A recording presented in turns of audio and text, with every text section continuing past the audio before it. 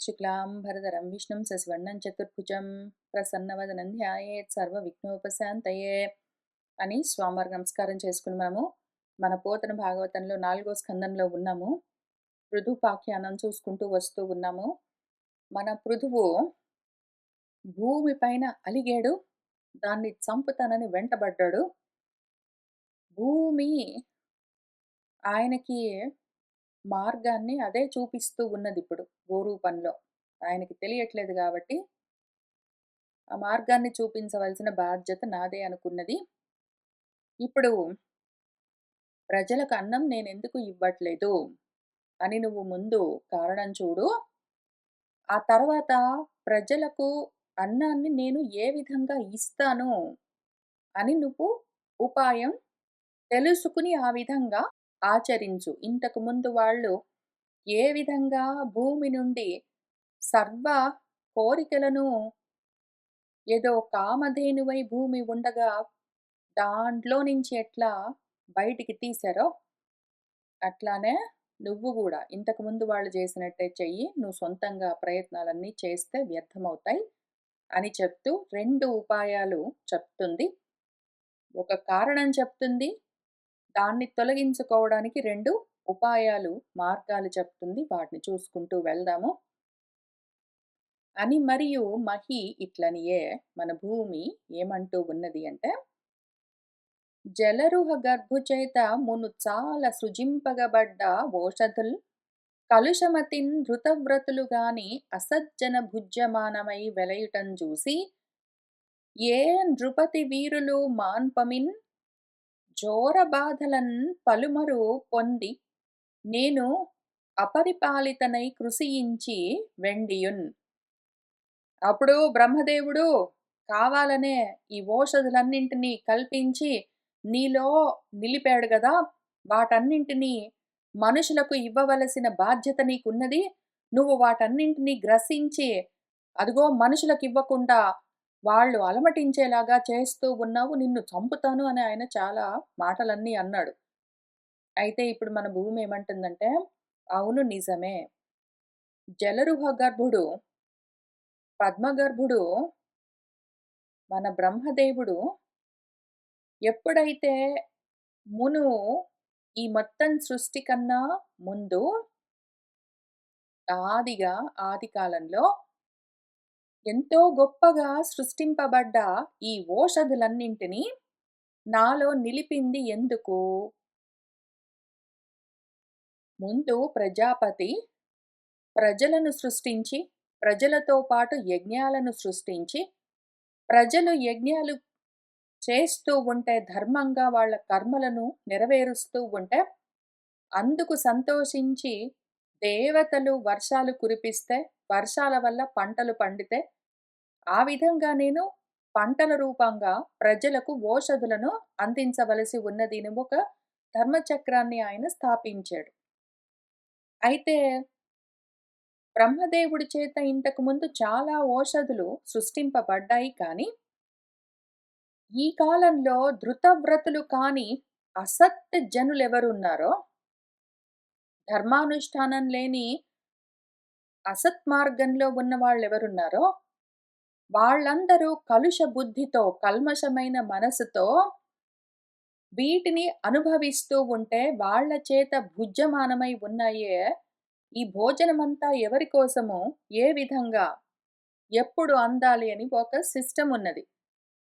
వాళ్ళు ధర్మాన్ని తప్పి కానీ మాత్రం ఫలాలు కావాలని ఆశిస్తూ ఉంటే ఆ విధంగా వెలయటం చూసి ఏ నృపతి వీరులు, ఏ రాజులు కూడా అటువంటి అధర్మాన్ని మాన్పించలేకుండా ఉంటే, అటువంటి అధర్మాన్ని ఏ రాజులు అడ్డుకోకుండా ఉంటే, ఎందుకు అంటే ధర్మాన్ని నిలబెట్టవలసిన బాధ్యత రాజులది. రాజులు ఆ విధంగా చెయ్యకపోయేసరికి ప్రజలందరూ చోరప్రాయంగా తయారైతే, ఆ చోర బాధలను దొంగల్లాగా స్థేన ఏవ సహా అని భగవద్గీతలో చెప్పినట్టు ఈ రకంగా ప్రవర్తిస్తూ ఉన్న ధర్మచక్రాన్ని ఎవడైతే ప్రవర్తించకుండా ఆపుతాడో అటువంటి వాడు దొంగవాడు. అని ఆయన చెప్పారు. అటువంటి వాళ్ళు పాపాన్ని వండుకుని తిన్నట్టే అని. అటువంటి దొంగలెవరున్నారో ఆ బాధలను ప్రజలే దొంగల్లాగా మారేసరికి, వాళ్ళు చేయవలసిన ధర్మకార్యాలన్నీ పక్కన బెట్టి, కానీ మాత్రం వాటి వల్ల కలిగే ఫలితాలను అనుభవిస్తానని బయలుదేరేసరికి, ఆ విధంగా ఒక్కసారి, 2 సార్లు గాదు. అంటే మా నాన్న వేణుడు మంచివాడు గాదు. అంతకన్నా ముందు అంతా బానే ఉంది గదా! అంటే ఒక్కసారి, 2 సార్లు గాదు. పలుమార్లు ఎన్నో సార్లు ఇట్లా జరిగేసరికి, ఆ విధంగా పొంది ఇటువంటి పరిస్థితి సిట్యుయేషనొచ్చేసరికి, నేనేం జేశానంటే, అపరిపాలితనై నన్ను పాలించే వాళ్ళెవ్వరూ లేక, నా కష్టాన్ని తీర్చే వాళ్ళెవ్వరూ లేక, ప్రజలు దొంగల్లాగా అదే పనిగా భూమి మీద బడి దాన్ని పిండుకొని తింటుంటే, అందుకని కృశించిపోయాను నేను. అందుకని కృశించిపోయాను. ధర్మంగా పంటలు పండించేవాళ్ళు, ధర్మంగా భూమిలో నుంచి కావలసినవి తీసుకునేవాళ్ళు తగ్గిపోయి, అధర్మంగా ఎంత బడితే అంత, ఎట్లా బడితే అట్లా, ఎప్పుడు బడితే అప్పుడు భూమిలో నుంచి రకరకాల వస్తువుల్ని పిండుకునే వాళ్ళు ఎక్కువయ్యేసరికి, మరీ అన్యాయము. మా దగ్గరైతే నా చిన్నప్పుడు మామిడి చెట్లకు మామిడికాయలెప్పుడు ఏదో ఏప్రిల్ దగ్గర నుంచి మొదలుపెట్టి 2, 3 నెలలు పండేవి. మిగిలిన టైంలో ఉండవు మామిడికాయలు గాని, పండ్లు గాని. ఇప్పుడైతే మా దగ్గర ఇక్కడ ఫ్లోరిడాలో ఆల్‌మోస్ట్ సంవత్సరం పొడుగునా వస్తూనే ఉంటుంది ఈ పంట. ఏంటో మరి. ఎప్పుడు చూసినా కనిపిస్తాయి మామిడికాయలు. అట్లా ఎట్లా ఉంటాయి? అసలు వాటికి రుచి ఉండదు, ఏమీ ఉండదు. చప్పగా ఉంటాయి. మామిడి కాయల వాసన గాని, మామిడి పళ్ళ వాసన గాని ఉండదు. ఊరికే ఆకారానికి మాత్రం మామిడికాయల్లాగా, మామిడి పళ్ళలాగా ఉంటాయి గానీ, అటువంటివన్నీ సంవత్సరం పొడుగునా వస్తాయి. అట్లా అంత బలాత్కారంగా, బలవంతంగా భూమిలో నుంచి పిండుతుంటే, ఏ ఋతువులో పండవలసినవి ఆ ఋతువులో పండవలసి ఉంటుంది.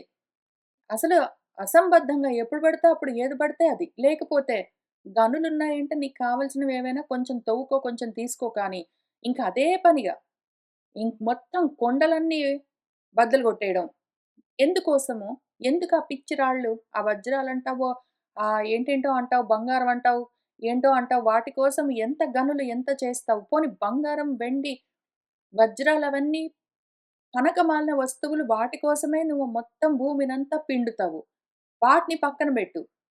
ఏదో ఆ బొగ్గు కోసం తవ్వి రంధ్రాలు చేసి భూమి గుండెలన్నీ బద్దలు గొట్టిన తర్వాత, మొత్తం తూట్లు పొడిచిన తర్వాత, ఇంక ఏం మిగిలింది దానికి బలము భూమికి? ఇంకేమీ రాదందులో నుంచి అన్నప్పుడు వదిలిపెడతావా దాన్నట్లా? లేకపోతే ఆ నీళ్ళు పైనంతా నీళ్ళు కప్పేస్తావు. ఏదో కొంపలన్నీ కడతావు. అద్దెలకన్నీ ఇచ్చుకుంటావు. మళ్ళీ ఈ కొంపలు కట్టి వాటికి అద్దెలన్నీ ఇస్తే మళ్ళీ వాటికి నీళ్లు లేకుండా ఉంటారు గాబట్టి ప్రజలు. మళ్ళీ బోరింగులు తవ్వుతావా? ఇంకా మొత్తం గాట్లు బెట్టి మొత్తం గుంటలు తవ్వి మొత్తం లోపల నుంచి పీలుస్తావా? ఇష్టం వచ్చినట్టు అధార్మికంగా దొంగల్లాగా ప్రజలందరూ తయారైతే కాపాడేవాడు లేక, ఈ విధమైన అన్యాయాన్ని ఆపేవాడు లేక భూమి ఎంత కృశించిపోతుంది. కొంచెమైనా సిగ్గని గూడా అనిపించదు. అనుపమ మఖకర్మ క్రియలు అనయము లేకుంటన్ నేను అనాదృతనగుచున్ జననాయక ఈ లోకము ఘన చోరీభూతమగుట కనుగొని అంతన్. ఆ యజ్ఞాలన్నీ ఉన్నాయి గదా! యజ్ఞ కర్మలన్నీ చేయవలసి ఉన్నది. వాటిని కర్మలన్నింటిని యజ్ఞాల్లాగా చేయాలి. వాటిని ఎట్లా చేయాలి, ఏమి అని చెప్తూ మనకు వేదము కొన్ని క్రియలు చూపిస్తుంది. ఆ కర్మలు ఏ క్రియలుగా చేయాలి అని చూపిస్తూ, దాంతో పాటే ముఖ్యంగా అనుపమమైన సాటిలేని జ్ఞానాన్ని అహింస పరమో ధర్మః అని ఆ రకంగా అది ధర్మాలన్నీ చూపిస్తూ వస్తుంటుంది. అవన్నీ వదిలిపెట్టి అనయము లేకుంటన్ ఏహేవీ లేకుండా ఊరికినే ఇంకా ఎక్కడ పడితే అక్కడ భూమిని పిండడానికి బయలుదేరితే, అటువంటి నేను అనాదృతనగుచున్ నన్ను ఆదరించేవాడు లేక, ఓ జననాయక అందుకని ఈ లోకమంతా ఘన చోరీభూతమగుటన్ కనుగొని మొత్తం ప్రజలందరూ దొంగల్లాగా తయారవుతే అది చూసుకుని నేను నన్ను ఆదరించేవాడు లేడు, నన్ను పాలించేవాడు లేదు, నా కష్టాన్ని చూసే ఆపేవాడు లేడు. ఈ అధర్మాన్ని చూసి ప్రజలను సరైన దారిలో పెట్టేవాడు లేడు. అందుకని ఇంకేం చేస్తాను నేను, సవనాది సిద్ధి కొరకై తవిలి తదీయ ఔషధి వితతులను ధరణీధవ నేను అప్పుడు గ్రసించి తిని అందుకని అవియును నాయందు జీర్ణమయ్యే కడంగన్ సవనాది సిద్ధి కొరకై యజ్ఞసిద్ధిగా నువ్వు యజ్ఞాలు చెయ్యి, కర్మలను యజ్ఞాల్లాగా చెయ్యి, వాటికి సిద్ధిగా నీకు ఓషధులన్నీ వస్తాయి కదా! ఆ రకంగా ఓషధి వితతులను నేను ఇవ్వవలసి ఉన్నది. అవును నిజమే. ఔషధాలన్నీ నీలో ఉన్నాయి. ఆ ఓషధులను నువ్వు ప్రజలకివ్వాలి కదా! అంటే అవును. మళ్ళీ ప్రజలు చేయవలసిన కర్మలు, వాళ్ళు చేయవలసిన యజ్ఞకృత్యాలు అవెక్కడ పోతాయి ధర్మాలు? అవన్నీ వదిలిపెట్టి వాటిని బైపాస్ చేసి, అదిగో నువ్వివ్వాలి కాబట్టి ఇచ్చేయి అంటావా? ఓ ధరణీధవా ఓ రాజా! అందుకనే నేనప్పుడు వాటిని గ్రసించాను, మింగేశాను. లోపలికి తీసుకున్నాను అందుకనే. అవిను నా యందు ఇప్పుడేమైంది జీర్ణమైపోయాయి. బికాజ్ వాటిని సరిగ్గా పాలించేవాడు లేక, సరిగ్గా వాడుకునేవాడు లేక, భూమిని చదును చేసి వర్షాలు కురిస్తే వాటిని చక్కగా ఆ నీటిని జాగ్రత్త చేసి, ఒక పద్ధతి ప్రకారం పంటలు పండించి, ఈ విధంగా జేస్తే అందులో నుంచి ఏమైనా బయటికొస్తాయి. ఏమీ ప్రయత్నం చేయకుండా కావాలి, కావాలి, కావాలి అని పిండితే ఏమొస్తుంది? మట్టి వస్తుంది అందులో నుంచి. ఓషధులు రావు. అవన్నీ అందుకని జీర్ణమైపోయాయి. శిథిలమైపోయాయి నాలో కడంగన్ చివరికి. అందుకని విను. వానిని ఒక ఉపాయంబున క్రమ్మర పడయవచ్చు భూవరచంద్ర. వినుము అది ఎరింగించదా నీకును వత్సలురాలనగుట గురుతర చరిత. ఓ భూవరచంద్ర, ఓ రాజచంద్ర, ఓ గురుతర చరిత, ఓ గొప్ప చరిత్ర కలిగినవాడా విను. వాటిని నాలో ఉన్న ఓషధులు బయటికి నేనెట్లా ఇస్తాను? నువ్వు జాగ్రత్తగా బయటికి తీయాలి కదా నన్ను విసిగించకుండా. అందుకని ఒక ఉపాయం చెప్తాను. ఒక ఉపాయంతో క్రమ్మర ఒక పద్ధతి ప్రకారం వాటిని పడేయవచ్చో నువ్వు పొందవచ్చు. విను. అది నేనే ఎరిగించదా నీకు చెప్తాను. నీకును వత్సలురాలనగుటన్ ఎందుకు చెప్తాను అంటే, నీ మీద నాకు వాత్సల్యమున్నది, ప్రేమ ఉన్నది. కామినిని అని చెప్పాను నేను. నువ్వంటే నాకిష్టము. నేనంటే గూడా నీకిష్టము. అయినా గూడా ఈ అధర్మం వల్ల ఇట్లా మనిద్దరము ఒకళ్ళతో ఒకళ్ళము పరస్పరము సఖ్యతతో కూడి ఉండడం అన్నది లేకుండా గొడవలు పడుతూ ఉన్నాము. నాతో శత్రుత్వం పెట్టుకుని ఉపయోగమేమి? అందుకని అనయము నాకొక వత్సమును, అనురూప సుదోహమ్మును, అనురూపక దోగ్ధను కల్పింపుము.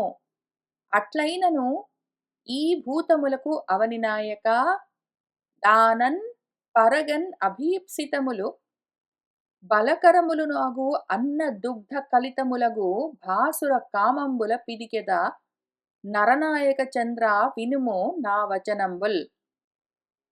అనయమును ముందేం చెయ్యి, నాకొక వత్సాన్ని సిద్ధం చెయ్యి. ఎందుకు అంటే, ఒక దూడ ఉంటేనే గోవు పాలిస్తుంది. అందుకని ఒక దూడ కావాలి. అనురూప అయిన సుదోహము, దోహనం అంటే పాల పాత్ర. పాలు పితకడానికి ఒక పాత్ర కావాలి. అనురూపకమైన ఒక దోగ్ధ, పాలు పితికేవాడు కూడా కావాలి. ఈ 3 ఉండాలి. పాలు పితికేవాడుండాలి, పాల పాత్ర ఉండాలి, ఒక దూడ ఉండాలి. వీటిని నువ్వు కల్పింపుము. నువ్వు ముందు వీటిని తయారు చేసుకో.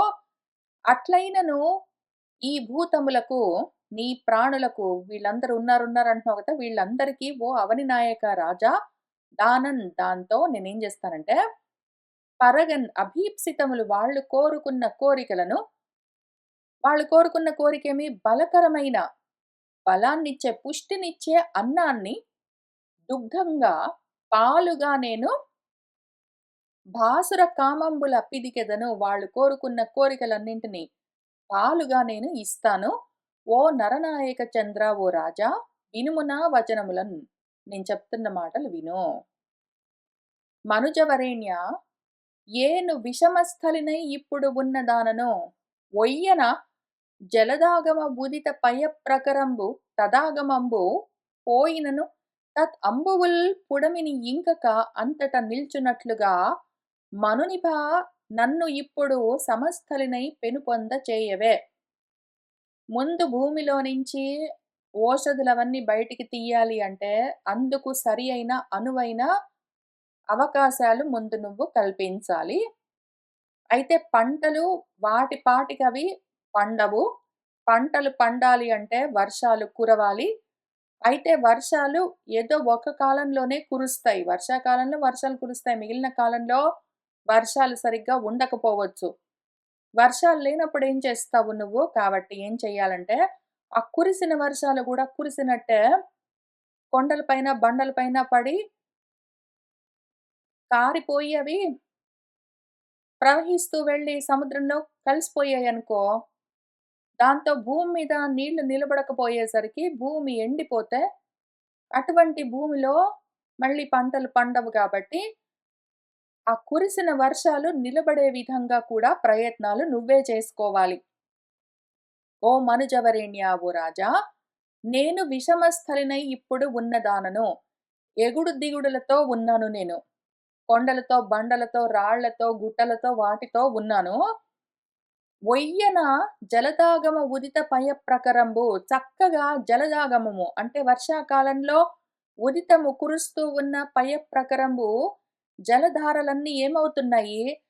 తత్ ఆగమంబు పోయినను ఆ జలదాగమ సమయం అంటే వర్షాకాలం పోయిన తర్వాత తత్ అంబువులు ఆ నీళ్ళు పుడమిని ఇంకక మొత్తం ఇంకిపోయాయనుకో, అప్పుడేం జరుగుతుంది? నీళ్లు లేకపోతే పంటలెట్లా పండుతాయి? అందుకని అంతటా నిల్చున్నట్లుగా నీళ్లు నిలబడి ఉండే విధంగా బావులు, చెరువులు, కుంటలు అట్లాంటివన్నీ తవ్వించుకుని నువ్వు నీళ్ళు మొత్తమే భూమిలోకి ఇంకిపోవడమో, సముద్రంలోకి కలిసిపోవడమో కాకుండా జాగ్రత్త చేసుకోవాలి గదా! అదెవడు జేస్తాడు? నువ్వేమి చేయకుండా, అదిగో అన్నం లేదు కాబట్టి నిన్ను చంపుతానన్న వెంట పడితే ఏమొస్తుంది నీకు అందులో నుంచి? కొంచెం ఆలోచించొద్దు? అందుకని ఓ మనునిభా, మనువంశంలో నుంచి వచ్చినవాడా, మనువంతటి వాడా, నన్ను ఇప్పుడు సమస్థలినై పెనుపొందం చేయవే. నన్ను సమం చెయ్యి. భూమి చదును చెయ్యి. పంటలెట్లా పండుతాయి? భూమి చదును చెయ్యొద్దు? నువ్వేం చెయ్యాలి? భూమిని చదును చేసుకోవాలి. దుక్కి దున్నాలి. దాన్ని ప్రిపేర్ చెయ్యాలి. ఆ తర్వాత కురిసిన నీళ్లు కురిసినట్టే ఇంకిపోకుండా వాటిని జాగ్రత్త చేసుకోవాలి. ఆ తర్వాత పంటలు పండడానికి అనువైన విధంగా ఏ పద్ధతిలో నువ్వు దానికి అవకాశాన్ని కల్పించాలో అట్లా అన్ని అవకాశాలు కల్పిస్తే భూమి నీకు కావలసిన పంటలు అదే ఇస్తుంది. కాబట్టి అట్లా చేసుకో. ఇప్పుడు విషమ స్థలినై ఉన్నాను. నువ్వు సమస్థలిని చేసుకో నన్ను. నీళ్లు ఇంకిపోకుండా చూసుకో. అని ఇవ్విధమున ఆ భూవనితామణి పలుకు మధుర వచనంబులు తాను విని అనురాగము తన మనమున కడలు కొనంగా రాజముఖ్యుడు అంతన్. ఈ విధంగా ఆ భూమి పలుకుతూ ఉన్న మధురమైన మాటలను తాను అనురాగంతో విన్నాడు. తన మనసులో పెట్టుకున్నాడు.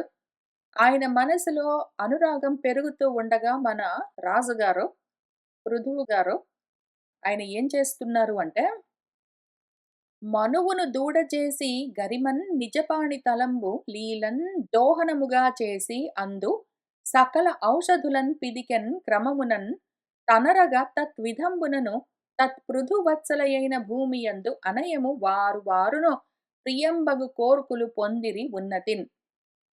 ముందు మన మనునిభుడు, మనువంతటి వాడు మన పృథువు ముందేం చేశాడంటే, ఈ విధంగా మన భూమి చెప్పిన మాటలు జాగ్రత్తగా విన్నాడు. అందుకని అదడిగిన విధంగా ముందు మనువునే దూడగా చేశాడు. గరిమన్ గొప్పగా తన చేతులనే పాల పాత్రగా ఉంచి, తనే దోగ్ధగా పాలు పితికేవాడిగా ఉండి, సకల ఔషధులను క్రమంబున పిదికెను. అంటే ఏం చేశాడాయన? తన చేతులతోటే దుక్కి దున్ని, విత్తనాలు చల్లి, నీళ్ళు ఆ పంటకు అందేలా చూసి అవన్నీ చేసి తన సొంత చేతులతో ఆయన ఓషధులన్నింటిని అంటే ధాన్యాలన్నింటినీ పండించాడు. తనరగ తద్విధంబున ఇంక అదే విధంగా ఇంతవరకు మనుషులకు అన్నమైపోయింది. మిగిలిన వాళ్ళు కూడా ఒక్కొక్కళ్ళు ఒక్కొక్క రకంగా అంటే శరీరానికి ఏ అవయవాలకి ఏ రకమైన పుష్టి కలుగుతుంది అని ఇక్కడ చూపిస్తూ వస్తూ ఉన్నారు. వాటిని చాలా అందంగా చూపిస్తారు మన వ్యాసుల వారు. మనం ముందు కథ పాత్రలుగా చూసుకుంటూ వెళ్దాము. తత్పృథువు యొక్క వత్సల అయిన ఆ భూమి యందు అనయము వారు వారు ఇంక వాళ్ళు వీళ్ళు మిగిలిన వాళ్ళందరూ గూడా వాళ్ళకు ఏవేవి ప్రియమైన కోరికలున్నాయో వాటన్నింటిని గూడా గొప్పగా పొందుతూ ఉన్నారు. ఏవేవి అంటే చూద్దాము. బలసి ఋషుల్ బృహస్పతి వత్సకంబుగాన్ అర్థించి తమ ఇంద్రియంబులందు అంచిత ఛందోమయ క్షీరమును దేవతలు సురరాజు వత్సంబుగాగా కనకపాత్రమునందు తనరు ఓజో బల వీర్య అమృతంబునై వెలయు పయస్సును దైత్య దానవులు దైత్య శ్రేష్ఠుడగు గుణశాలి ప్రహ్లాదు వత్సంబు చేసి ఘన సురాసవరూప దుగ్ధంబు వరసన్ అప్సరోజన గంధర్వులు అలరి అప్పుడు తనరన్ విశ్వావసు వత్సముగ చేసి పద్మమయ నిర్మితంబైన పాత్రమందు మాధుర్య సౌందర్య సహిత గాంధర్వ క్షీరంబును. ఇంకా మిగిలిన వాళ్ళందరూ ఉన్నారు. ఇక్కడ ముందు చూద్దాం. ఋషులు ఏం చేశారు? ముందు బృహస్పతిని దూడగా ఉంచి ఇంద్రియాలన్న పాత్రలో చందోమయమైన పాలను పిదికారు. దేవతలు ఇంద్రుణ్ణి దూడగా ఉంచి బంగారు పాత్రలో ఓజస్ తేజస్ బలం అన్న అమృతమయమైన పాలను పిదికారు. దైత్యులు దానవులు దైత్యశ్రేష్ఠుడు గుణసంపన్నుడైన ప్రహ్లాదుణ్ణి దూడగా చేసి గొప్ప సురాసవాన్ని ఆ రూపంలో ఉన్న పాలను పిదికారు. తర్వాత అప్సరసలు గంధర్వులు అలరి గొప్పగా అప్పుడు తనరన్ విశ్వావసువును దూడగా చేసి పద్మమయమైన పాత్రలో మాధుర్యమైన సౌందర్యమైన గాంధర్వ క్షీరాన్ని పిదికారు. పితృదేవతలు సూర్యవత్సకంబుగా ఆమ పాత్రంబునందు కవ్యంబను దుగ్ధంబును పితృదేవతలేమో సూర్యుడిని దూడగా చేసి ఆమ పాత్ర అంటే పచ్చి కుండ కుండ తయారు చేసి దాన్ని ఇంకా కాల్చకపోతే దాన్ని ఆమ పాత్ర అని పిలుస్తారు. అందులో కవ్యం అన్న పాలను పిదికారు. సిద్ధులు కపిల వత్సకంబుగా ఆకాశ పాత్రమందు సంకల్పన రూప అణిమాది సిద్ధి అను క్షీరమును సిద్ధులేమో కపిలుణ్ణి దూడగా ఉంచి ఆకాశమన్న పాత్రలో సంకల్పమన్న రూపంగా ఉన్న అణిమాది అష్టసిద్ధులను పాలగా పొందారు. విద్యాధరాదులు తద్వత్సకంబును తత్పాత్రకంబునుగా ఖేచరత్వాది వ్యాపార రూప క్షీరంబును మన విద్యాధరులు కూడా ఇంతే కపిలుణ్ణే దూడగా పెట్టుకుని ఆకాశమన్న పాత్రలోనే ఖేచరత్వము ఆకాశ గమనము మొదలైన రకరకాల పాలను వాళ్ళు పొందారు. కింపురుషాదులు మయవత్సకంబును ఆత్మపాత్రమునుగా సంకల్పమాత్ర ప్రభవంబును అంతర్ధాన అద్భుత ఆత్మ సంబంధియునగు మాయయను క్షీరమును కింపురుషులేమో మయుణ్ణి దూడగా ఉంచుకుని వాళ్ళ ఆత్మ అన్న పాత్రలోనే సంకల్ప మాత్రంతోటే జన్మిస్తూ ఉండడము కనిపిస్తూ ఉండడము అంతర్ధానమైపోవడము మొదలైన అద్భుతమైన మాయలనే పాలుగా పొందారు. యక్ష రక్షోభూత పిశాచంబులు భూతేజ వత్సకంబుగా కపాల పాత్రంబునుగా రుధిరాసవంబును క్షీరంబును యక్షులు రాక్షసులు భూతాలు పిశాచాలు వీళ్ళందరూ కూడా భూతేశుణ్ణి పరమశివుణ్ణి దూడగా ఉంచి కపాల పాత్రలో రక్తమన్న ఆసవము రుధిరాసవం అన్న పాలను వాళ్ళు పిదికారు. అహి దంతశూక సర్ప నాగంబులు తక్షక వత్సంబును బిళపాత్రంబునుగా విషరూప క్షీరంబును అహి అంటే పాములు దంతశూకాలు అంటే కోరల్లేని పాములు నీటి పాములు అంటారు. సర్పాలు నాగులు ఇవన్నీ కూడా రకరకాలు ఇవన్నీ కూడా పాముల్లో రకాలు స్పీషీస్. అవన్నీ కూడా తక్షకుణ్ణి దూడగా ఉంచి బిళ అంటే భూమిలో రంధ్రాలు అన్న పాత్రలో విషము అన్న రూపంలో ఉన్న పాలను పిదికారు. పశువులు గోవృష వత్సకంబున్ అరణ్య పాత్రంబునుంగా తృణంబను క్షీరంబును. సాధు జంతువులేమో ఎద్దును దూడగా ఉంచి అరణ్యం అన్న పాత్రలో గడ్డి అన్న పాలను పిదికాయి. క్రవ్యాద మృగంబులు మృగేంద్ర వత్సకంబను ఆత్మ కళేబర పాత్రకంబునుంగా క్రవ్యంబను దుగ్ధంబును. క్రవ్యాద మృగంబులు, క్రవ్యము అంటే మాంసము, అదనం అంటే భుజించడము. మాంసాన్ని భక్షించే మృగాలు అంటే క్రూర మృగాలు. క్రూర మృగాలన్నీ కలిసి సింహాన్ని దూడగా ఉంచి వాటి శరీరాలనే పాత్రలుగా ఉంచి మాంసమన్న పాలను పిదికై విహంగంబులు సుపర్ణవత్సకంబుగా నిజకాయ పాత్రంబునుంగా కీటక ఫలాదికంబను దుగ్ధంబును. పక్షులన్నీ గరుత్మంతుణ్ణి దూడగా ఉంచి తమ శరీరాలనే పాత్రలుగా కీటకాలు, పురుగులు, పళ్ళు మొదలైన వాటిని పాలుగా పిదికై వనస్పతులు వటవత్సకంబుగా భిన్నారోహ రూప పయస్సును. వనస్పతులు అంటే చెట్లు. చెట్లన్నీ అంటే టెక్నికలీ చెట్లు అని చెప్తున్నాను జనరిక్‌గా. కానీ వనస్పతులు అంటే పూలు పూయకుండానే కాయలు కాసే రావి చెట్టు, మర్రి చెట్టు లాంటివి. కానీ ఇక్కడ వనస్పతులు అంటే మొత్తం అన్ని చెట్లను తీసుకుందాం కలుపుకొని. అన్ని రకాల 5 రకాల చెట్లేమో ఉంటాయి. అవన్నీ కలిసి వటవత్సకంబుగా మర్రి చెట్టును దూడగా ఉంచి భిన్నారోహ రూపమైన పయస్సు. రకరకాలుగా పైకి ఎదిగే పాలను, కొన్ని తాడి చెట్టులాగా పైకెళ్ళిపోతాయి. కొన్ని మర్రి చెట్టులాగా పైకి, పక్కకు వెళ్తాయి. కొన్ని గుబురు గుబురుగా ఉంటాయి. కొన్ని లతల్లాగా పాకుతాయి. కొన్ని ఆ రకంగా రకరకాలుగా పైకి పాకే రూపము అన్న ఏ పాలున్నాయో వాటిని వాళ్ళు పిదికారు. గిరులు హిమవత్ వత్సకంబును నిజ సానుపాత్రకంబునుంగా నానా ధాతువులను. కొండలన్నీ హిమవత్ పర్వతాన్నే దూడగా ఉంచి వాటి సానువులను, కొండ చర్యలనే పాత్రలుగా ఉంచి రకరకాల ధాతువులను పాలుగా పిదికారు. అవ్విధంబున సమస్త చరాచర వర్గంబు స్వముఖ్య వత్సకంబును స్వస్వ పాత్రకంబునుంగా భిన్న రూపంబులైన క్షీరంబులను పిదికెను అని చెప్పి మరియును.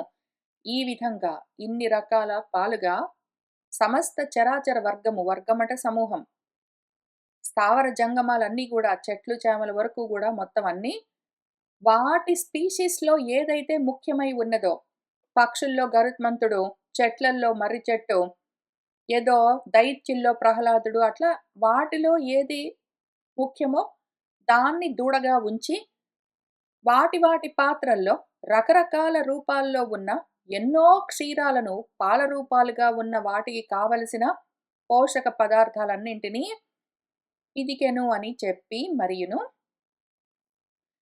క్రమముననిటు పృథ్వాదులు తమ తమ కామితములనగతగు భిన్న క్షీరము దోహన వత్సక భేదమునందు తగ పిదికిరి అంత ధరణీధవుడున్ సముచిత ఆనందమును పొంది సర్వకామ దుఘయనందగు భూమినిన్ దుహితగాగా కోరి కైకొని నిజ ధనుష్కోటి చేత భూరి గిరికూటముల చూర్ణములుగా చేసి. క్రమంగా ఇటు ఈ విధంగా పృథువు మొదలైన వాళ్ళందరూ తాము కోరుకున్న కోరికలన్నింటినీ రకరకాల పాలగా, ఒక పాలపాత్ర, ఒక దూడ మొదలైన భేదాలతో వారికి ఏవేవి కావాలో వాటన్నింటినీ భూమి నుంచి పిదికారు. ఇంకా అంత మన ధరణీధవుడు, మన రాజుగారు ఎంతో ఆనందించాడు. కోరికలన్నింటినీ తీరుస్తూ ఉన్న ఆ భూమిని తన కూతురుగా ఆయన కోరి స్వీకరించాడు. ఇంకా తర్వాత నిజ ధనుష్కోటి చేత తన ధనుస్సు యొక్క అంచుతో పెద్ద పెద్ద కొండ శిఖరాలన్నింటినీ చూర్ణం చేశాడు, ఆయన చదును చేశాడు. ఎట్లా అంటే చండ దోర్దండలీల భూమండలంబు సమతలంబుగా చేసి శశ్వత్ ప్రసిద్ధి నొంది ఆ విభుడు ఈ లోకమందును ఎల్ల ప్రజకు తండ్రియు జీవన ప్రదుడును అగుచో. చండ ప్రచండమైన దోర్దండము. ఆయన భుజాలెట్లా ఉన్నాయంటే, చండ ప్రచండంగా ఉన్నాయి. వాటితో ఈ భూమండలమంతా సమతలం చేశాడాయన. అంతా మొత్తం గాదు. ఎంత అవసరమో అంత. ఎంత అవసరమో, ఎక్కడైతే పంటలు పండాలో, ఏవేవైతే మనుషులకు అందాలో వాటిని సమతలం చేశాడు. ఎక్కడెక్కడ మనుషులు నివసించాలో ఆ ప్రాంతాలను సమతలం చేశాడు. మిగిలినవి వదిలిపెట్టాడు. ఆయన భూమండలము సమతలం చేశాడనగానే మొత్తం భూమిని మొత్తము నేలమట్టం చేసి, ఎక్కడ చెట్లు లేకుండా, కొండలు లేకుండా, పర్వతాలు లేకుండా, ఏమీ లేకుండా మొత్తం మాయం చేయలేదు. ఎక్కడ అవసరమో అంతవరకు చేశాడు. ఈ విధంగా సరిగ్గా అర్థం చేసుకోకపోతే మనం గూడా చేద్దామని బయలుదేరితే మనం చెడిపోతాము. ఆత్మాపకారం చేసుకుంటాము. సరే ఆయన భూమండలంలో ఎక్కడ ఎంత చెయ్యాలో అంత సమతలం చేసి, శశ్వత్ ప్రసిద్ధి నుండి గొప్పగా ప్రసిద్ధి పొందాడు ఆ విభుడు ఈ లోకంలో. ఇందులో ఎల్ల ప్రజలకు తండ్రి అయ్యాడాయన. జీవనప్రదుడు, బ్రతకడానికి మార్గాన్ని చూపించిన వాడయ్యాడు. ఆయన ఎక్కడెక్కడ చేశాడు భూమండలాన్ని అంటే అక్కడక్కడ. ఎక్కడెక్కడ అవసరమో అక్కడక్కడ భూమిని చదును చేశాడు. ఎక్కడ చేశాడో చూద్దాం జాగ్రత్తగా. అక్కడక్కడ పూర్వంబునందు లేని గ్రామ, పట్టణ, దుర్గ, కర్వట, పుళింద, ఖేట, శబరాలయ, వ్రజ, వాట, ఘోష వివిధ నిలయములు అర్ధిన్ కావించన్ అంతా. అక్కడక్కడ ఎక్కడెక్కడ అవసరమో అక్కడక్కడ. ఇంతకు ముందు లేవివన్నీ. ఈయనే ఆదిరాజు గాబట్టి, మనువు తర్వాత ఇంక ఈయనే. ఈయన దగ్గర నుంచి ప్రజలందరూ భూమి మీద నివసించడం మొదలుపెట్టారు గాబట్టి, ఈయన గ్రామాలు, పట్టణాలు. గ్రామాలెందుకు అంటే ఎక్కువ కొంచెం పెద్ద సమూహాలు అక్కడ ఒకళ్ళకొకళ్ళు రకరకాల వస్తువులను తయారు చేసుకుంటూ, అమ్ముతూ, ఒకళ్ళ పైన ఒకళ్ళు ఆధారపడి ఇకలాజికల్ సిస్టమ్ అక్కడికి కంప్లీట్ అవుతుంది అవి గ్రామాలు. పట్టణాల్లో ప్రొడక్షన్స్ అవన్నీ ఎక్కువుంటాయి. అడ్మినిస్ట్రేషన్స్ అవన్నీ జరుగుతుంటాయి. దుర్గాలు, కోటలు, కర్వటాలు, కొండల దగ్గర పల్లెలుండాలి. కాబట్టి ఇక్కడ కొండలు మొత్తము బదలు కొట్టేయడం గాదు. కొండల దగ్గర పల్లె గ్రామాలుంటాయి. పల్లెలుంటాయి. ఆ పల్లెల కోసం ఎక్కడెక్కడ కొండ పల్లెలుండాలో అక్కడ కొంతవరకు భూమిని చదును చేశాడు. పుళిందాలు ఎక్కడెక్కడైతే గిరిజనులుంటారో ట్రైబల్స్ అని పిలుస్తాము. గిరిజనులు, ట్రైబల్స్ అనేసరికి ఇప్పుడు మనకు అర్థాలన్నీ మార్చేసుకున్నాము. వాటిని ఆ పేర్లను పిలిస్తే వేరే రకంగా వినిపించడము మొదలయింది. మనమే చేసుకున్న అపకారం మళ్ళీ. పుళిందం అంటే ఏమీ లేదక్కడ. కొండల దగ్గర ఉండేవాళ్ళు. గిరుల దగ్గర ఉండేవాళ్ళు. ఎందుకు అంటే ఆ కొండల చుట్టుపక్కల ఉన్న అడవుల్లో అక్కడ ఉన్నవి కూడా చూసి ఆ చుట్టుపక్కల మిగిలిన వాళ్ళకి అందే విధంగా చూడ్డం ఇటువంటివన్నీ చేసేవాళ్ళు. ఎందుకు అంటే కొండల పైన వాటిలో ఏమేమి వస్తువులు దొరుకుతాయో వాటిని మిగిలిన గ్రామాల్లో, మిగిలిన ప్రాంతాల్లో సప్లై చేయడము ఆ విధంగా. కేటములు అంటే అడవుల దగ్గర ఉన్న పల్లెలు. కర్వటాలు, పుళిందాలు అంటే కొండల దగ్గర గిరులంటాం గదా! వాటి దగ్గర ఉన్న చిన్న చిన్న పల్లె ప్రాంతాలు. కేటాలు అంటే, శబరాలు అంటే అడవుల దగ్గర ఉన్న ప్రజలు నివసించడానికి యోగ్యమైన ప్రాంతాలు, పల్లెలు. వ్రజము అన్న, ఘోష అన్న పశువులను పాలించడం కోసము, పసిపాలన చేస్తూ ఉన్న వాళ్ళ కోసము ఉన్న పల్లెలు.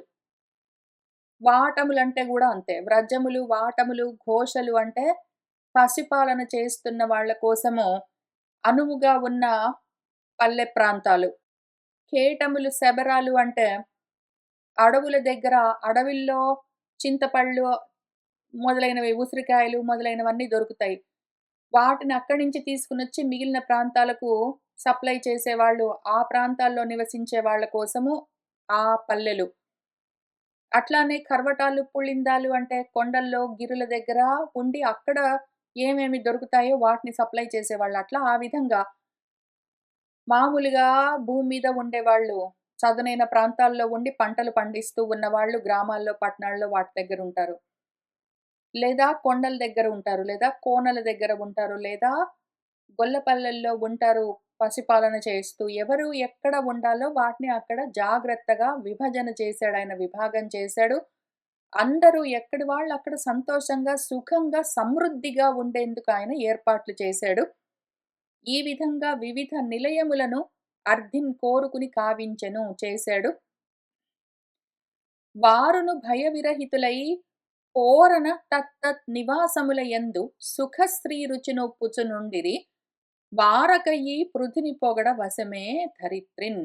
వాళ్ళు కూడా భయం లేకుండా ఇంకా పూరణ సంతోషంగా ఆయా నివాసాల్లో ఎవరెవరు పశువులను పాలిస్తూ ఉంటారో వాళ్ళు అటువంటి గొల్లపల్లెల్లో వాటిలో, ఎవరెవరైతే అరణ్యాల్లో వేటాడి తీసుకునొచ్చి అవసరమైతే లేదా అడవుల్లో దొరికే వస్తువులను తీసుకునొచ్చి మొత్తం అడవుల్లో ఉన్న జంతువులన్నింటినీ లేకుండా నశింపచేసి, అడవుల్లో చెట్లకి ఏమీ దొరకకుండా పూర్తిగా తేనెలు అట్లాంటివన్నీ తేనెలు, చింతపండు అటువంటివన్నీ అక్కడ దొరుకుతాయి. వాటిని మాయం జేసి, అక్కడ చెట్లు ఏమైనా గంధం చెట్లు అట్లాంటివుంటే మొత్తం మాయం జేసి, ఏనుగులుంటే వాటి దంతాలన్నీ మాయం జేసి, ఈ రకంగా భయంకరంగా జేస్తే కంట్రోల్ జేయడానికి ఆయనున్నాడు.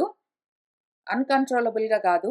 ఎంత అవసరమో అంత చేస్తూ భయం లేకుండా, వాళ్ళు భయపడకుండా, మిగిలిన భూమిని భయపెట్టకుండా, చక్కగా వారి వారి నివాస స్థానాల్లో వాళ్ళ వాళ్ళ ప్రాంతాల్లో వాళ్ళు సుఖంగా ఒప్పుచూ ఉన్నారు. వారక ఇంక ఏ అడ్డు లేకుండా, ఏ కష్టము లేకుండా, అటువంటి ఈ పృథువును పొగడడము మనకు వశమేనా? ఈ భూమి మీద ఆయన్ని పొగడడం కష్టం. అంత గొప్పగా దాన్ని సెటిల్‌మెంట్ చేశాడు. ముందాయనకి తెలియలేదు. చెప్తే విన్నాడు, జాగ్రత్తగా చేశాడు. అటువంటి వాడు నిజంగా గొప్పవాడు. వాడికి తెలియదు, చెప్తే వినడు అంటే ఇంక అటువంటి మూర్ఖుడిని బెట్టుకుని, మూర్ఖుడు ఒకవేళ రాజయ్యాడంటే వేనుడిలాగా చాలా అవస్థ పడుతుంది భూమి, భూమి పైన ప్రజలు. అయితే మనవాడు అటువంటి మూర్ఖుడు గాడు గాబట్టి, తెలియకపోతే చెప్తే విన్నాడు కాబట్టి, అటువంటి వాళ్ళని పొగడడం చాలా కష్టం. చాలా గొప్పవాళ్ళసలు వాళ్ళకి నమస్కారం. ఇంకా తర్వాత ఏం జరిగిందంటే, మన పృథువు ఈ విధంగా ప్రజలకు బ్రతుకు తెరువును చూపించిన తర్వాత, తన ఆత్మ వృద్ధి కోసము ఆలోచన చేసుకోవాలి కాబట్టి, ఆత్మోద్ధరణ ఏ విధంగా చేస్తూ బయలుదేరాడు, ఆయన ప్రస్థానమేమి అని ఇక్కడ చూపిస్తున్నారు. చూస్తూ వెళ్దాము.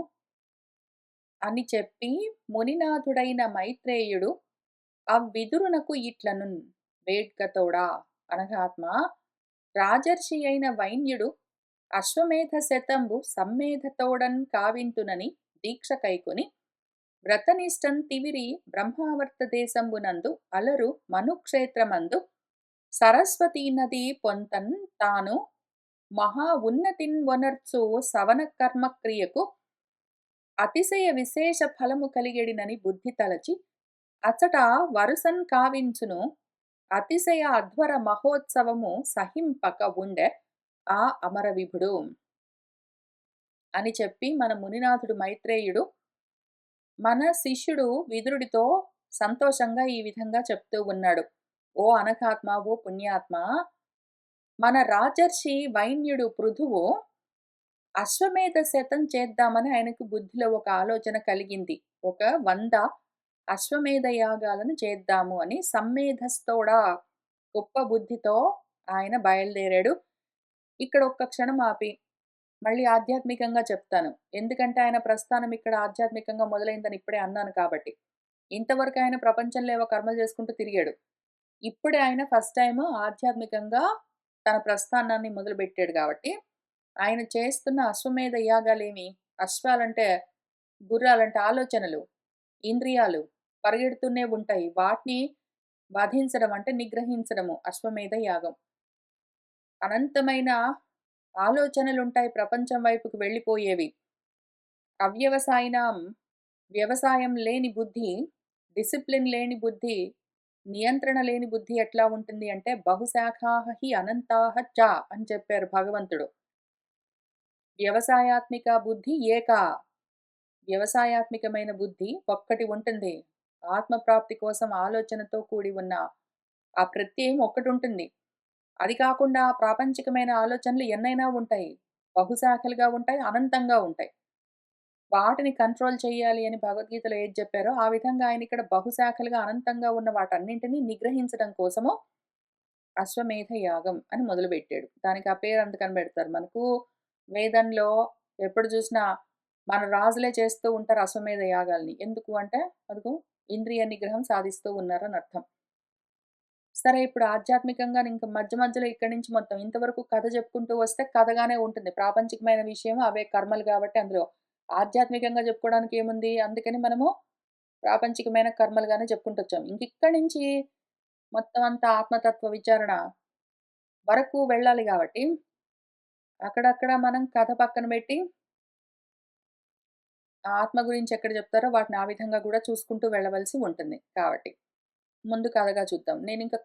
కథగా చెప్తున్నాను, ఆధ్యాత్మికంగా చెప్తున్నాను అని ఒక్కొక్కసారి section headings, foot notes, disclaimers అన్నీ చెప్పను. నేను అటు ఇటు 2 చెప్తూ వెళ్తాను. మీరెట్లైనా గూడా నేను ఒకటి చెప్పినా మీరు 2 పట్టుకుంటున్నారు గాబట్టి, చూసుకుంటూ వెళ్దాం. మన రాజర్షి వైన్యుడు అశ్వమేధ శతాన్ని చెయ్యాలి అని గొప్ప బుద్ధి కలిగింది ఆయనకిప్పుడు. కావింతును అని దీక్షను కైకొని ఒక దీక్ష బెట్టుకున్నాడాయన. వ్రత నిష్ఠతో ఉండి నేను ఈ పని జేస్తే ఎక్కడ చేసేది బ్రహ్మావర్త దేశంలో బ్రహ్మ ఎక్కడ ప్రవర్తిస్తూ ఉంటుందో, అనాత్మలన్నీ గాదు. ఆత్మ ఎక్కడ ప్రవర్తిస్తూ ఉంటుందో అక్కడ మనుక్షేత్రంలో మననాత్ త్రాయతే ఇతి అని మననము ఆలోచనతో శ్రవణం సరే, మననంతో నిధిధ్యాసతో మనము ఆధ్యాత్మికంగా బ్రహ్మనెట్లా సాధించాలి అన్న ఆలోచన ఎక్కడ ప్రవర్తిస్తూ ఉంటుందో, అక్కడ సరస్వతీ నది దగ్గర ఏదైతే జ్ఞానము స్రవిస్తూ ఉన్నదో, ఆ మనస్థితిలో ఆయన మహోన్నతంగా ఒనరుస్తూ ఉన్న సవన కర్మ క్రియ ఉన్నది. యజ్ఞంలాగా, తపస్సులాగా చేస్తూ ఉన్నాడు దాన్ని క్రతువులాగా. అతిశయ విశేష ఫలము కలుగుతుంది. ఇంకా అతిశయించిన విశేషమైన ఫలం కలుగుతుంది నాకు బ్రహ్మప్రాప్తి అని ఆయన బుద్ధిలో తలుచుకున్నాడు. ఇంకా అక్కడ కూర్చొని వరసగా ఈ యాగాలు చేద్దాము అంటే అతిశయ అధ్వర మహోత్సవము సహింపక ఈ రకంగా ఎవరైనా సరే ఒక సాధకుడు ప్రపంచంలో కర్మలు చేసినంత వరకు చేసి ఇంకా ఇంద్రియ నిగ్రహంతో ముందుకు వెళ్దాం అనగానే, ఇంద్రియాలను నడిపిస్తున్న మనసు ఊరుకోదు. దాన్ని ఇంద్రుడు అని పిలుస్తారు. ఆ ఇంద్రియాలు ఊరుకోవు. అవి చాలా ఎదురు తిరుగుతాయి. ఆ ఆలోచన ఏదున్నదో, ఏ ఏ ఆలోచనలైతే ప్రపంచం వైపుకు వెళ్ళిపోతున్నాయో వాటిని నిగ్రహించి, ఏ ఒక్క ఆలోచన ఆత్మ వైపుకు వెళ్తుందో దాన్ని జాగ్రత్త పరిచి ఇదంతా చేయడం అన్న ఒక మహాయజ్ఞము ఎప్పుడైతే సాధకుడు మొదలుపెడతాడో ఇంకప్పుడు ఆత్మ వైపుకు వెళ్ళే ఆ ఒక్క ఆలోచనను ఇక్కడ గుర్రం అని చెప్తారు. యాగాశ్వం అని. దాన్ని అదిగో దాచేయాలని చూస్తూ ఉంటుంది మనసెప్పుడు. ఆ విధంగా ఇక్కడ ఇంద్రుడు ఆ ఇంద్రియము మనసన్న ఇంద్రియము దానికి నచ్చదు. అది సహించదు. ఎందుకంటే ఒకవేళ వీడు సాధకుడు ఆ విధంగా అందులో ఆ సాధన సిద్ధి పొందాడంటే ముందు జరిగేదేంటి? ఇంద్రియాలు, ఇంద్రియాలతో పాటు మనసు అన్నీ లయమైపోతాయి. కాబట్టి నచ్చదు దానికి.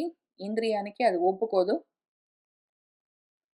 అట్టి అధ్వర కర్మమందు సాక్షాత్ భగవంతుడు హరి రమేశ్వరుడు లోకగురుడు సర్వాత్మకుడు విభుడు నీరజభవ భవాన్వితుడు లోకపాలక నిఖిల సుపర్వ అనుగుండు యజ్ఞాంగుడు అఖిల అధ్వరాది విభుడు గంధర్వ ముని సిద్ధగణ సాధ్య విద్యాధర అప్సరో దైత్య గుహ్య ఆళి దానవాది జేగీయమానుడు అత్యలఘు యసుడు ప్రకట నంద సునందాది పార్షదుడు కపిల నారద సనకాదిక ప్రముఖ్య మహిత యోగీంద్ర సంస్థూయమానుడు అజ్జుడు.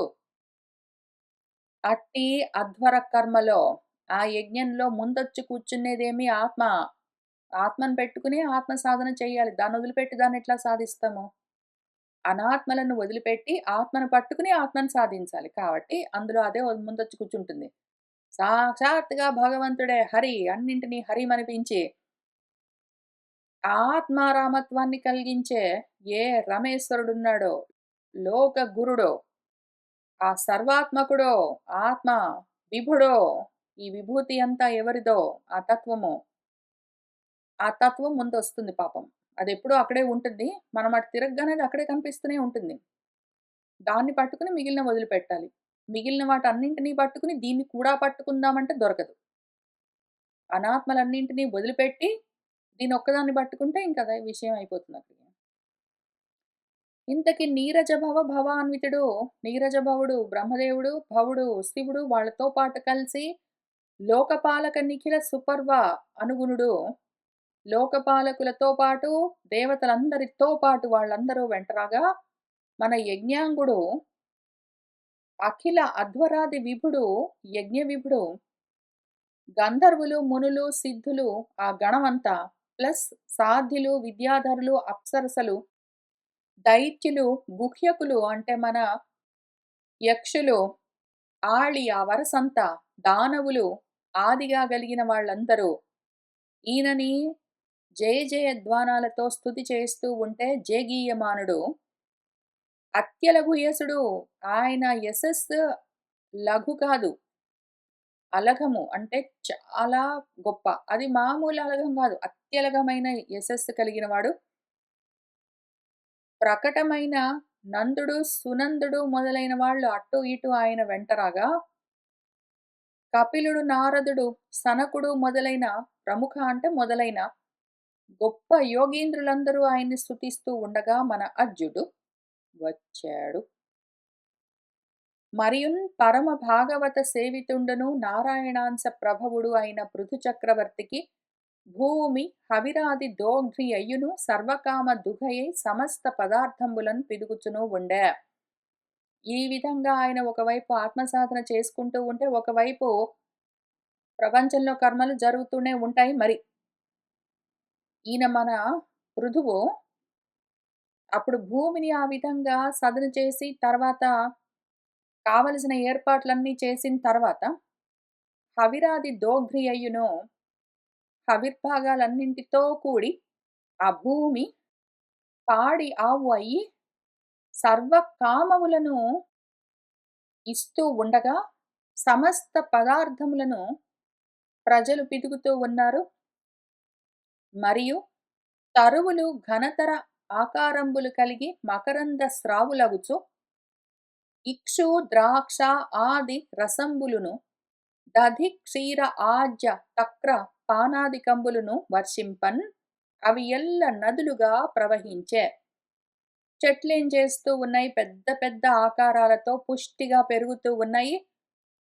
మకరంద స్రావులగుచు మకరందాలను కురిపిస్తూ, ఇక్షులు అంటే చెరుకు, ద్రాక్ష మొదలైన రసాలన్నీ చక్కగా ఊరుతూ ఉంటే, దధి పెరుగు, క్షీరము పాలు, ఆజ్యము నేతులు, తక్రము మజ్జిగ మొదలైన పానాలన్నీ నదులు ప్రవహించినట్టు ప్రవహిస్తూ ఉంటే, అంటే ఎక్కడ తిండికి లోటు లేకుండా ఉండగా సమృద్ధిగా పాలు, పెరుగు, తేనెలు, నేతులు మొదలైనవన్నీ అందరికీ సమకూరుతూ ఉండగా, సముద్రంబులు హీరాది రత్న విశేషంబులను ఈనుచుండే.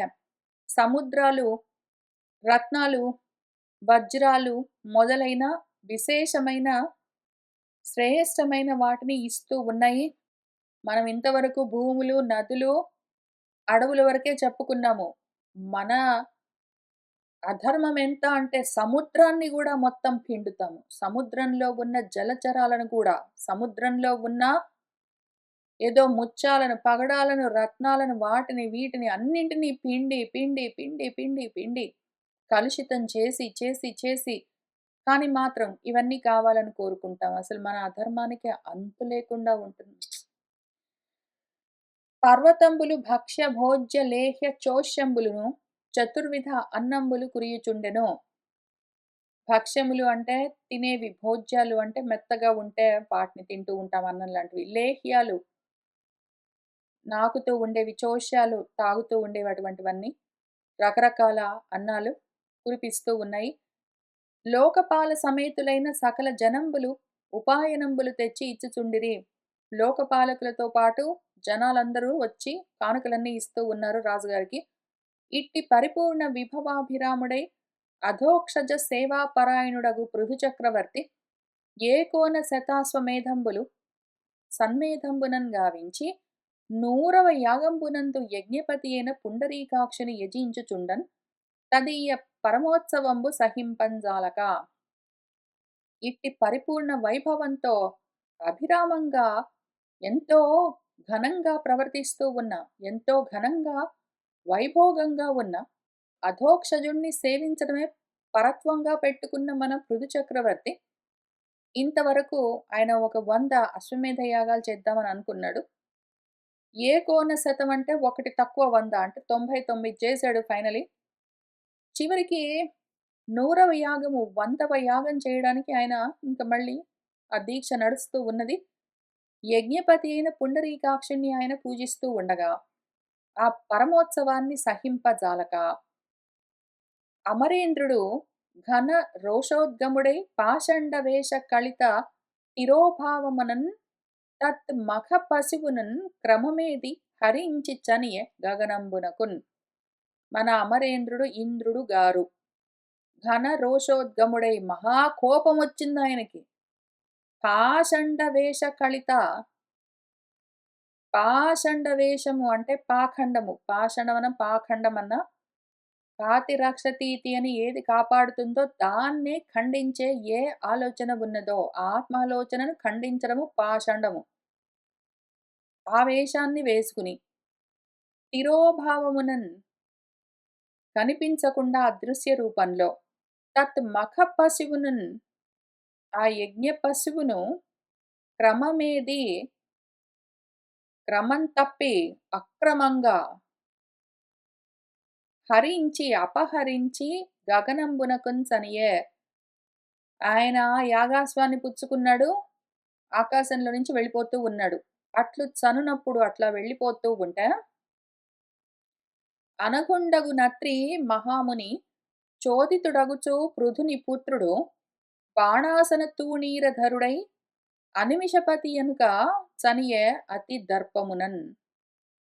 అనఘుడు ఆ పుణ్యాత్ముడు అత్రి మహాముని అదిగో అదిగో చూసావా చూసావా యాగాశ్వాన్ని ఇంద్రుడు దొంగిలించుకుని పారిపోతూ ఉన్నాడు అని పృథువు పుత్రుడున్నాడు, పృథువు యొక్క పెద్ద కొడుకు, ఆయనకు చూపించాడు. ఇంకా ఆ విధంగా చోదితుడయ్యి మన పృథువు పుత్రుడు ఏం చేశాడంటే బాణాసనము అంటే బాణాన్ని దేనిపైన ఉంచి వదులుతామో ధనుస్సు అనర్థం. ఆ ధనస్సును తూణీరాన్ని బాణ తూణీరాలను తీసుకుని బాణాలను కూడా పుచ్చుకుని ధరుడై ఆయన అనిమిషపతి ఇంద్రుడి వెనకాల అతి దర్పంగా చనియే బయలుదేరి వెళ్ళాడు. ఇట్లు చని చని ముందట అట్లా కొంత దూరం వెళ్ళేసరికి ఎదురుగా కనిపించాడు మన ఇంద్రుడు.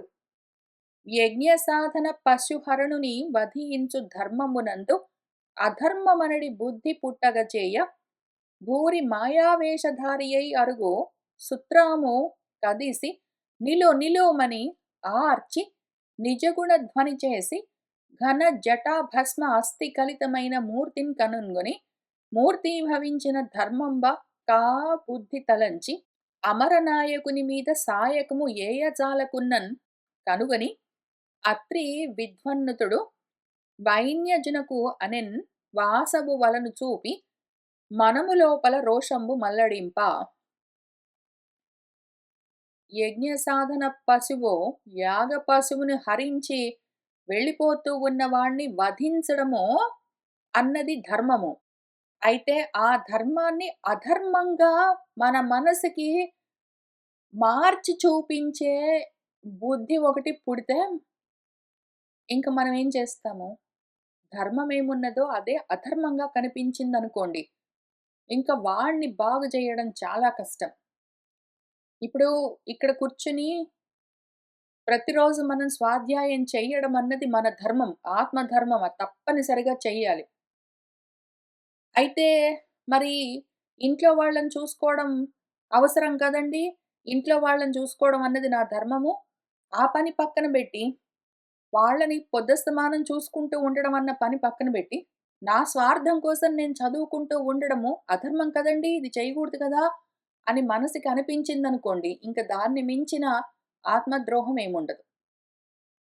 అట్లానే ఇక్కడ యజ్ఞపశువుని హరించి పారిపోతూ ఉన్నవాణ్ణి సంహరించడము ధర్మము. లేదా ఆధ్యాత్మికంగా చూస్తే, ఆ ఆత్మాలోచన ఏది కలుగుతూ ఉన్నదో ఆ ప్రత్యయము, దాన్ని చెడగొడుతూ ఉన్న మనసేదున్నదో, ఈ ఆలోచన తర్వాత చేయొచ్చులే, ఈ సాధన తర్వాత చేయొద్దు. ఎంతసేపు కూర్చొని చదువుకుంటావు, పొద్దస్తమానం కూర్చొని చదువుతావు, ఆ పనులున్నాయి మరి పని చెయ్యొద్దు, పని మనిషొచ్చింది చూసుకోవాలి, లేతే బిల్సున్నాయి కట్టుకోవాలి అని ఆ ఆలోచన కలిగితే దాన్ని బలవంతంగా చంపేయడం అత్యవసరం. మనసుని కంట్రోల్ చేయడము, ఉండు నువ్వొక్క నిమిషము, ఆ పనులు ఎప్పుడో ఉంటాయి. నాకు ఆకలేసింది, ఇంతసేపటి నుంచి కూర్చుంటే నాకు మోకాళ్ళు నొప్పులు పుడుతున్నాయి, తర్వాత చదువుకుందాంలే అని మనసు పైకి లేస్తే, ఆ ఉన్న ఒక్క ఆలోచన ఆత్మాలోచనను చంపడానికి మన మనసు పైకి లేస్తే, దాన్ని చంపి కూర్చోబెట్టాలి. కూర్చో నువ్విప్పుడు అని మనసుని నిగ్రహించడం మనం చేయవలసి ఉంటుంది. అయితే మరి ధర్మం గదండీ! దేహ ధర్మంగా మరేమైనా తినాలి, అదో బాత్రూమ్‌కెళ్ళి రావాలి, ఏంటో వాకింగ్ చెయ్యాలి. అందుకని అవన్నీ చేసిన తర్వాత చూద్దాము అని ఒకవేళ మనసు చెప్తే, అవును నిజమే గదా! అనుకుని దాని వెంటబడి పోయారనుకోండి, దాని మాట విని ఆ మనసుని నిగ్రహించకపోతే ఇట్లా ఉంటుంది పరిస్థితి. ఏదైతే యజ్ఞ పశువుని చంపడం అన్న ధర్మం ఉన్నదో అది అధర్మంగా కనిపించిందనుకోండి బుద్ధికి, అట్లాంటి బుద్ధి పుట్టిందనుకోండి ఇంక వాడినేం జేస్తాము? అందుకోసం ఊరి మాయావేశంలో ప్రపంచంలో ఎన్నో విషయాలు కనిపిస్తూ ఉంటాయి. మోకాళ్ళు నొప్పి పుట్టాయో, బాత్రూమ్‌కొచ్చిందో, వాకింగ్‌కెళ్ళాలో, ఎవరైనా ఫోను చేశారో, ఇంట్లో వాళ్ళు పిలిచారో, ఆకలేసిందో, నిద్ర వచ్చిందో, ఇంకేంటో వచ్చిందో, ఇంకో పని గుర్తొచ్చిందో అవన్నీ ఉంటాయి. ఎన్నో మాయావేషాల్లో ప్రపంచం పిలుస్తూనే ఉంటుంది. ఇంద్రుడు మనసు పిలుస్తూనే ఉంటుంది. అయితే అట్లా వెళ్ళిపోతున్న సుతరాము మాట వినకుండా ఉన్నదాన్ని గదీసి దాన్ని ఆపి నిలబెట్టి ఉంచాలి. అయితే దాన్ని మొత్తమే నశింపచేయకపోతే మాత్రము ఆత్మోద్ధరణ కుదరదు. ఊరికనే కొంచెం వరకు మనసు కంట్రోల్ చేద్దామంటే అది అప్పటికి ఊరుకున్న తర్వాత మళ్ళీ ఏదో ఒక వేషం వేసుకొని కొడుకు వేషమో, భర్త వేషమో, భార్య వేషమో, ఏదో కారు రిపేర్లన్న వేషమో, లేకపోతే ఇంకేదో ఒక వేషంలో తప్పకుండా మళ్ళీ వెనక్కొస్తుంది. మళ్ళీ వెనక్కి ఈడ్చుకుని ప్రపంచంలోకి తీసుకొని వెళ్ళిపోతుంది. ఇక్కడ గూడా ఇంతే ఈ సాధకుడు పాపము దాన్ని గదిసి దాని దగ్గరికి వెళ్లి, ఉండు ఉండు అన్నాడు. దాన్ని ఊరికే మనసుని ఆపుతున్నాడు గానీ, దాన్ని మొత్తం నిగ్రహించట్లేదు. నిజగుణ ధ్వని చేసి తన ధనుస్సు యొక్క నారిని సాగదీసి వదిలితే అది టంకారం చేస్తుంది. ఆ శబ్దం చేసి ఉండు ఉండు అంటున్నాడు గానీ, బాణం ఎక్కుపెట్టి వదలట్లేదు. బాణం అంటే ఇక్కడేమి జ్ఞానము, ఆలోచన, మననము తో మనసుని కంట్రోల్ చేయడం ఆయన చెయ్యట్లేదు. ఊరికే ఉండు ఉండు ఒక్క నిమిషం ఉండు తర్వాతొస్తాను. ఈ ఒక్క పద్యం చదివిన తర్వాత వెళ్ళి అన్నం తింటాను. ఈ ఒక్క పద్యం ఏదో కొంచెం ఈ ఒక్క చాప్టర్ చదివి ఇంకా తర్వాత పోయి ఏదో స్నానం చేస్తాను అని అప్పటికి కొంచెం దాన్ని మాయ చెయ్యడం కాదు. దాన్ని నిజంగా జ్ఞానంతోటే కంట్రోల్ చేసేయాలి. కంప్లీట్‌గా నిగ్రహించాలి. అది చెయ్యరాదు ఇంకా అప్పుడే వెంటనే ఇప్పుడే గదా స్టార్ట్ చేశాడు మన సాధకుడు. ఆత్మాభ్యాసం ఇంకా రాదప్పుడే. దానికి మళ్ళీ గురువులు గావాలి, దారి చూపించాలి, ఉపదేశాలు చేయాలి. చాలా విషయం ఉంటుంది. సరే ఇంతకీ ఘనమైన జటలతో, భస్మాలతో, అస్తులతో కూడి ఉన్న ఆ రూపాన్ని చూసి మూర్తీభవించిన ధర్మంబేగా బుద్ధి తలచి, ఆహా! ధర్మమే మూర్తీభవించిందిక్కడ అనుకుని, ఆ అధర్మాన్ని చూసి మోహపడి, ఎందుకు అంటే ఎంతసేపు అన్నం తిందాం, పడుకుందాం, లేద్దాం, బాత్రూమ్‌కెళ్ళొద్దాం, కర్మలు చేద్దాం, వాకింగ్ చేద్దాం, వాడితోటి వీడితోటి మాట్లాడదాం, భార్యనో, భర్తనో, పిల్లలనో చూసుకుందామని ఇవన్నీ ధర్మాలుగా కనిపించే అధర్మము. ఆత్మ ధర్మానికి విరుద్ధమైన విషయాలు. వాటిని ఎంతవరకో అంతవరకే చేసి అవసరమైనంత దూరంగా ఉంచాలి. మార్గంలో ఉన్నవాళ్ళు, కర్మాధికారులు కర్మల్ని వదిలిపెట్టలేరు గాబట్టి, కానీ చేస్తున్న కర్మతో సాంగత్యం పెట్టుకోకుండా ఎంత అవసరమో అంతవరకు చేసి, ఇది నా ధర్మం అనుకుంటూ గాదు. ఇది జేస్తే నాకేంటో పుణ్యమొస్తుంది, మోక్షమొస్తుంది అని అజ్ఞానంతో గాదు. ఎంతవరకో అంతవరకు చెయ్యాలి. మిగిలిన సమయం మొత్తం యాప్పుడు పొద్దస్తమానము ఆత్మోద్ధరణలో ఉంచాలి. అట్లా చేయలేకపోతే ఏం చేస్తాము? ఆ ఎదురుగా కనిపిస్తున్న భార్య, పుత్ర, మిత్ర, భర్తృ రూపాలన్నీ గూడా ధర్మంగా కనిపిస్తాయి. బుద్ధిగా అట్లా కనిపిస్తాయి. మరేం జేస్తాము? ఇక్కడ ఇంద్రుడు మాయావేషాన్ని ధరిస్తే మూర్తీభవించిన ధర్మంలాగా కనిపించింది మనవాడికి. అధర్మంగా యాగ పశువును దొంగిలించుకుని పోతూ ఉంటే కూడా, ఆ అమరనాయకుని మీద సాయకము ఏయంజాలకున్నన్ ఆ ఇంద్రుడి పైన బాణం వేయలేకుండా ఉన్నాడాయన.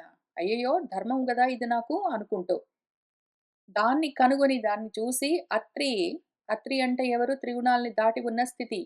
మన బుద్ధి ఎప్పుడైతే త్రిగుణాలను దాటి ఉంటుందో ఆ స్థితి అత్రి స్థితి. ఇక్కడ అత్రి అన్న మహాముని విద్వన్నుతుడు విద్వాంసుల చేత స్తుతింపబడేవాడు. వైన్యజునకును వైన్యజుడు అంటే మన వేనుడి కొడుకు వైన్యుడు. వైన్యుడి జ వైన్యుడికి జన్మించినవాడు వైన్యజుడు. అంటే మన పృథువు పుత్రుడు. ఆయనతో ఇట్లా అన్నాడు. ఏమన్నాడంటే, వాసవు వలను చూపి వాసవుడిని ఇంద్రుడిని చూపించి, మనము లోపన రోషంబు మళ్లడింప ఆయనకు మనసులో కోపమొస్తూ ఉన్నది. ఇంకప్పుడు ఆయన ఏం జెప్పాడు, దాంతో మన పృథుపుత్రుడు ఏం చేశాడు, ఆ తర్వాత మళ్ళీ ఇంద్రుడేం జేశాడు, ఏమి అన్న విషయాలన్నీ వచ్చే వారం కలిసి కూర్చొని చదువుకుంటూ ముందుకు వెళ్దాం. ఇవాల్టికి ఇక్కడికి ఆపుతున్నాను. సర్వం శ్రీకృష్ణ పరబ్రహ్మ పాదారవిందార్పణమస్తు.